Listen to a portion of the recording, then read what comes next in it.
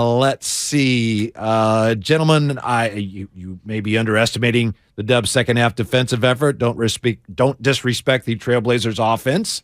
Yeah, that's a good point. Portland came in.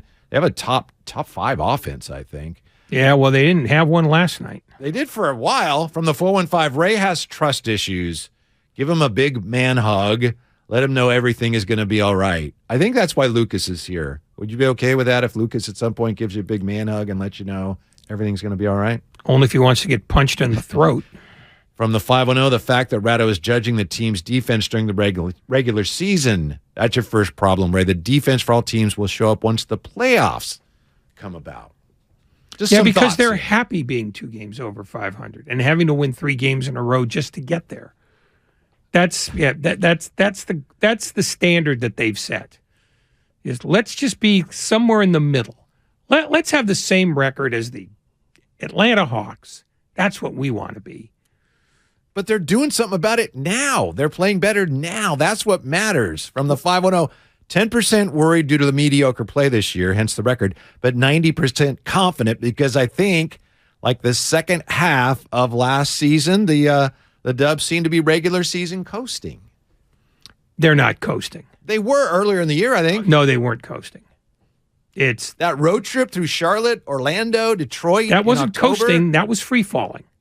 I mean, I don't think you can make a case that they've played well, except in very short spurts, and they've wrapped those up with equally long spurts of looking awful. But I don't think, and that's why they're where they are right now, and that's why any rational person shouldn't trust them yet. But it's not unreasonable to suggest that one of the reasons they've had some of these stretches where they haven't played well is because they've coasted.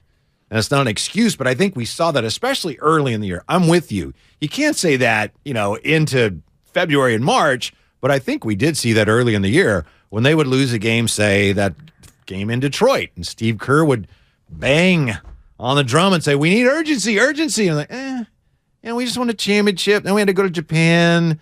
It's October. Those are excuses. And this is a team that was never beholden to excuses before. They owned what they did, whether it was good or bad. This year, I don't think it was coasting. I think it was they had a flaw that has continued to this day, which is they can't sustain anything. Now, maybe this is where it turns around, but you're not going to convince me of that till they finish that 3-game roadie, then the 5-game roadie after that, because that's one of the places where they are demonstrably like Spurs, Rockets, Pistons, Hornets awful. Show us what you do when you're away from home, because nobody's got a record as preposterous as this one, where you look at them and you look at the home record, which is one of the best in basketball, unquestionably. They're 25-7. The only 2 teams in the West that are better than them are Memphis and Denver. And the only 2 teams in the East are Milwaukee and Boston. That's the 4th best teams in basketball. So at home, they're one of the best teams in basketball. On the road, they're one of the 5 worst teams in basketball, and it's not close. Fix that. Fix the fact that you barely now just got under giving up 118 a game. I still think it all comes down to defense, and you're right. Well, if they play defense fine. Has been terrible on the road. It's been spotty at home. At times it's been good, like last night in the third quarter. It was good. By the way, that we were talking about the Kings, and Mike Brown, of course, left the Warriors, went up there. And I know a lot of fans have wondered, well, how has that hurt them defensively? And it's hard to figure that out, Ray, because, as you said, as anyone knows if you've watched the Kings, they got Mike Brown, but they've been terrible defensively, and he's supposed to fix that. But one thing he did well last year was, with the Warriors, their opponent-specific defenses at times were very good, and that's what's encouraging about the last couple of games. Mike Brown's on now to Sacramento, and they're on a winning streak. But the last 2 games, the Warriors have come up with box and one stuff, and it's been effective. And they're finding an identity defensively again. We'll see. You're right. We can't leap to any conclusions after 3 games that they won that include a win over Portland and one over Houston. But there are reasons to be optimistic. And Steve Kerr, talked last night about using that win over Portland as a learning experience or a building block for the playoffs. I told the players in our walkthrough that this is a great game for us because this is kind of what the playoffs are about. You got to figure out your opponent and maybe throw something different at them and then have the poise to stay with it. It's really easy if you do what we did tonight and take the ball out of Dame's hands and they hit like 4 or 5 threes right away. It's really easy to sort of say, this isn't going to work. But you just have to remember the forest for the trees. You just got to remember 48 minutes. Let's keep at it, but do it a little bit better and trust that what we're trying to do will work. Sometimes it does, sometimes it doesn't. But the main thing is that the team feels it and goes through that process because we got a lot of young guys who haven't been through it before. Ray, I'm a big Steve Kerr fan. I look forward to talking to him at 5. I bristle at how much criticism he's gotten this year for not developing the young players. All that said, what do you make of Steve Kerr saying, that game against Portland, hey, guys, this is like a playoff game? It is. Well, every game's a playoff game for them now because every game matters. I mean, tonight, like 9 of the 10 teams in that 4-13 envelope are playing. The Warriors have to pay attention to all of them. I mean, just last night, the only other team in that group that won was Minnesota. That's a big night for them. That's how they get from 9 to 5. And that's what every night's going to be from now on, which is how do we do against the teams that we didn't play? And while Steve Kerr needs to have them concentrating on only the game they're playing, the fact is the rest of us who have to pay attention to this nonsense, have to look at the rest of the conference. You don't worry about what Denver and Memphis is doing. They're not catching them. Sacramento is still, a distance away. You don't worry about them yet. And you don't worry about San Antonio or Houston because they can lose better than anybody else. Everybody else, those games matter. That's what's great from a fan's perspective. Oh, it's sensational. I mean, this is a godsend if you like to see mediocre teams battling like crazy. The problem is, of those teams in the middle, there's only one with a championship pedigree. That's this one, and that's why it looks worse when these guys do it than when the Clippers do it, or Phoenix does it, or Minnesota does it, or Oklahoma City does it. Hell, Oklahoma City's the happiest team in America because they were supposed to be one of those tanking juggernauts.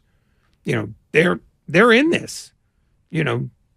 Life's great for them. Shea's out now, and it looks like maybe they're deciding, we've contended as long as we want to. But I agree with your point. Draymond Green on the defensive plan last night against the Blazers. You overreact and you get out of character. We've been down against this team before, 17 points, 20 points, you name it. With the pace of the NBA today, you can come back from down 30, no problem, because you're going to have enough possessions. And so it's really about staying even keel and sticking to the game plan. We come out, you're plugging off Matisse Thybulle. He goes 5 for 6 from 3. He hits those first, 3 or 4 threes. It's easy to overreact, but he's 5 from 6 from 3, and Damian Lillard's 2 from 7 from 3. What it does to the defense is totally different than if Dame's 5 for 6 from 3, because now you're overreacting. Everybody's, you're sending 2 and 3 guys and other guys are getting open shots. And so, just stick to the game plan. I think I'm in a position to say that because I know this coaching staff. I know when they put specific game plans together, it works. I've seen it work year after year, playoff run after playoff run. When they lock in and put a specific game plan together, we want to guard guys this way, make this guy score and not let this guy. When they do that, it works.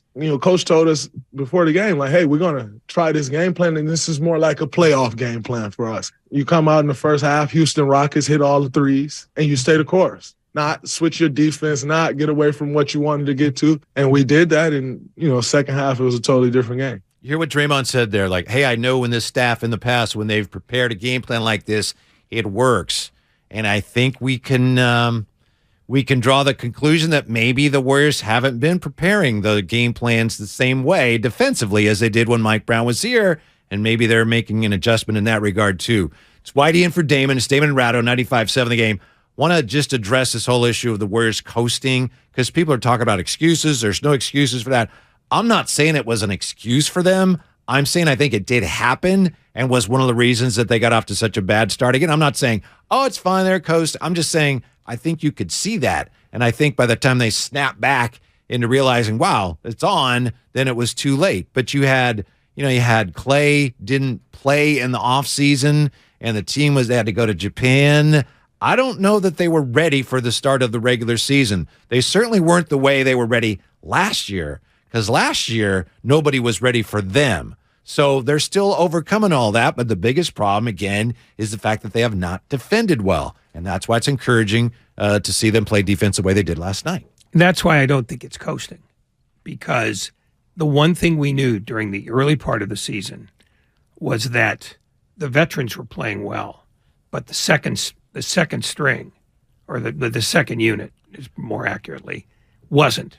And it was dramatically different. The starters were among the best, putting up the best metrics in the game, and the second unit was putting among the worst metrics.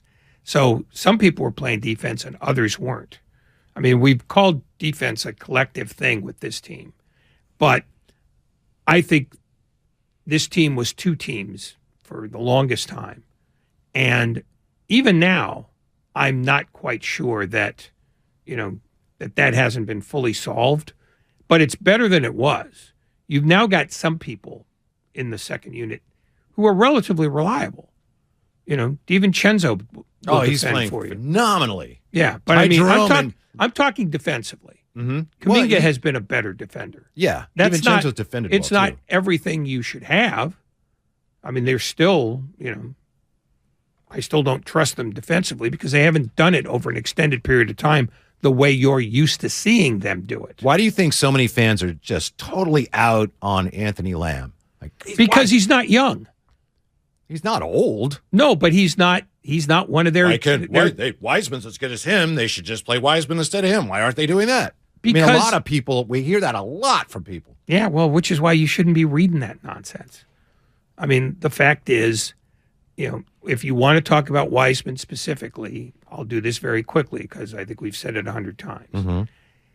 He isn't the center they wanted him to be, and he didn't get enough games where he could prove otherwise because he was hurt a lot. He missed a whole year with an injury and bits of the other two. Also, because the Warriors weren't playing trustworthy basketball, they couldn't just give him free minutes and just say, here, figure it out.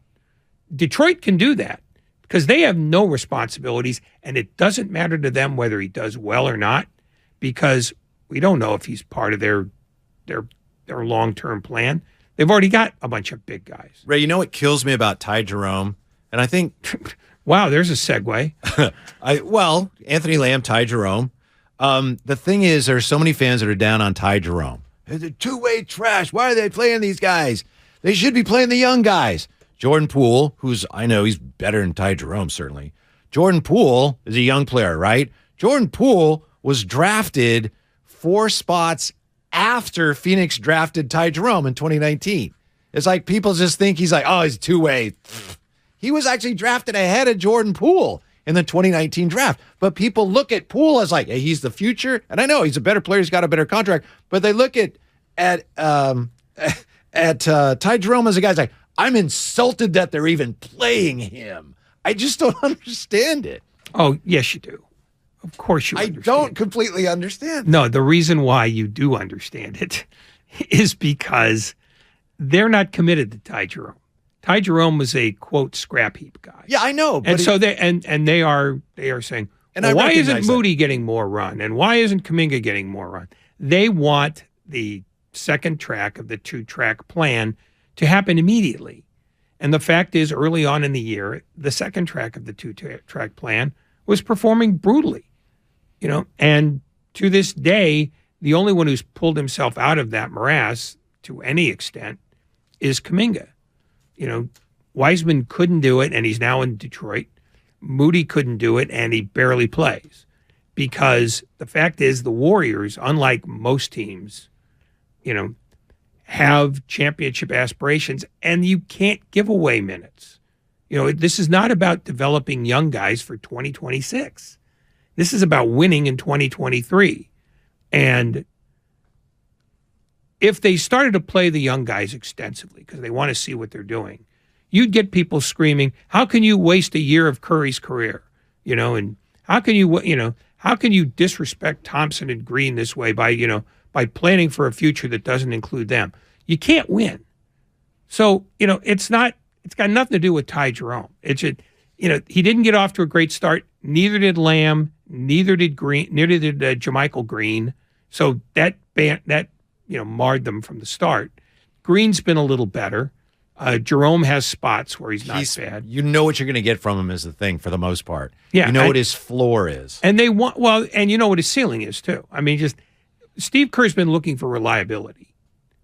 And because he's come to expect a standard from the Warriors that they're not meeting, he's looking for people that he can rely on night in and night out. And the young guys have not been that. And they're trying to win a championship again. Now, sure, it looks preposterous now, but they still are of the opinion that when they get everybody back and healthy, that they are as good as any team in the Western Conference. We will find out. But I get why they've done this.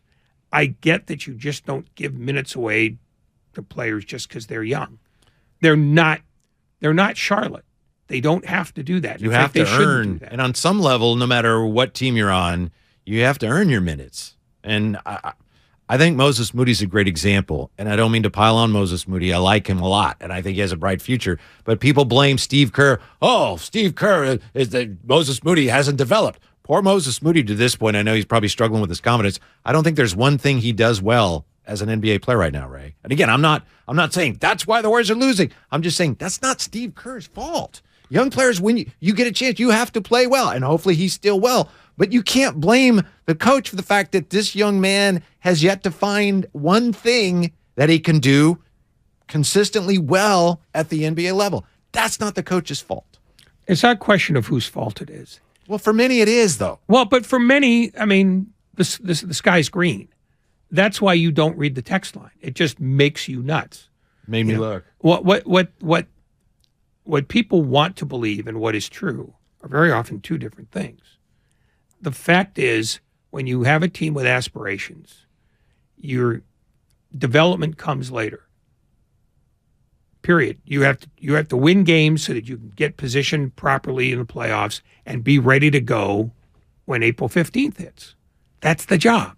It's not like the job that Dwayne Casey has in Detroit, or Steve Clifford has in Charlotte, or Steven Silas has in Houston. They're busy desperately trying to develop something while losing every chance they get so they can all have a fist fight for Victor Wembanyama. So they can get a 14% chance? A 14% chance, yeah. Wow. Okay. I mean, but that's it. I mean, but if you don't get Wembanyama, there's still guys high in the draft that when you stink, you can get some mileage out of. That's Scoot Henderson, and then I think there's a drop off. But we'll see. There's definitely a drop off. We'll see about that.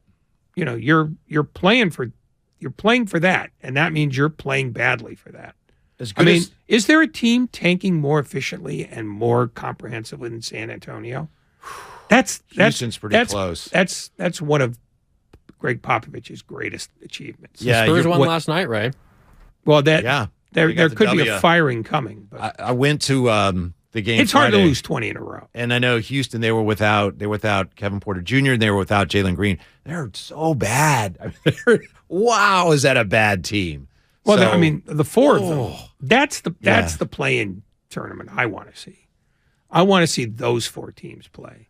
Because even if they're trying to win, you're going to get cataracts. I'm not being sarcastic. If you had a tournament like that, no, James Wiseman would dominate. If those four teams played, James Wiseman, he would dominate. He'd be the MVP of that tournament, possibly. Well, if all you have to do is run, jump, and dunk, fine.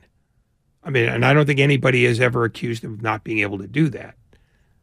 The reason why he's not here is because the Warriors ask different things of their centers. I agree. And those are the things he could not get down. Yes, I agree completely. And again, the Warriors had two clocks ticking at the same time. One is we got to get back in the playoff picture in a positive way, and how much longer can we wait for him to develop, given the fact that his tax bill at the end of the year is going to push 9 figures. Mm-hmm.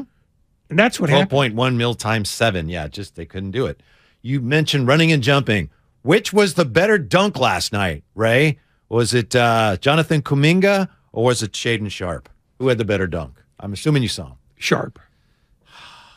I think you may be right. I want to say Kuminga, but yeah, that was because Shaden Sharp just cranked that sucker way back. Oh no, yeah, it was a Kuminga's had more of the whoosh explosion. Maybe it's because it was home. By the way, when you do sound effect stuff, yeah, and sound effects, people in their cars don't know what you're doing.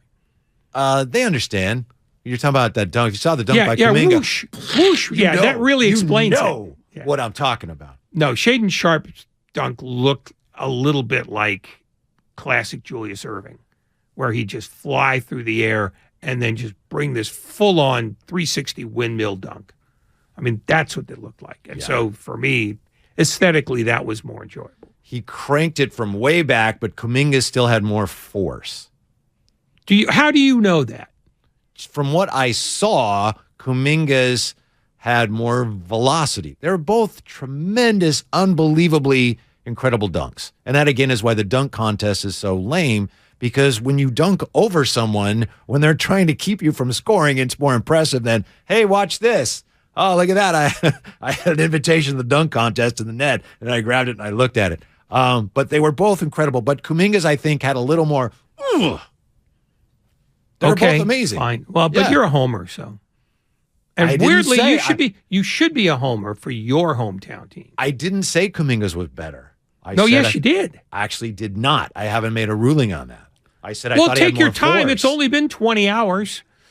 888-957-9570. Which was the better dunk of those two? They were both. You Please. rarely see two dunks of that caliber in an NBA game these days, right? Rarely. See, you see it all the time. Those two? No, you do not, sir. You tell me all the research you've done on this. There are plenty of games where you see 2 or 3 dunks that are thunderous like that. Disagree. I think that was a real stand-up. Both of those. And then to have 2 of them in a short period of time, incredible.